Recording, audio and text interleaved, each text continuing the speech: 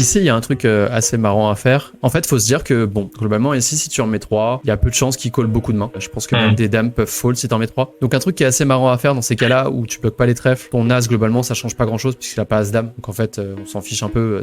Tu bloques pas des dames, entre guillemets. Tu bloques roi dame, mais de toute façon, roi dame, c'est la pire main pour toi. Enfin, ça te bat. Donc, dans ce genre de cas où tu bloques rien, tu peux faire extrêmement cher. L'avantage de faire extrêmement cher, donc je parle de pot ou d'overbet, c'est que tu vas lui faire miser énormément de jetons à la turn et il va se sentir obligé de call river. Donc ton intérêt à toi, c'est que tu vas le mettre dans une situation où en fait, il aurait fold tout le temps quand on met 3 parce tu vas lui faire mipo.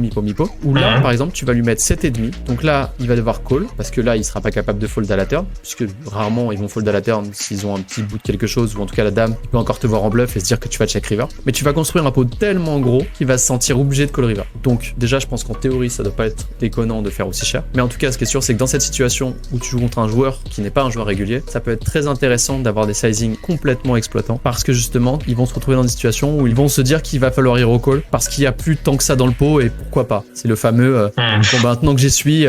C'est ça. Et donc, faut que tu arrives à créer ces sentiments-là en faisant extrêmement cher à la turn.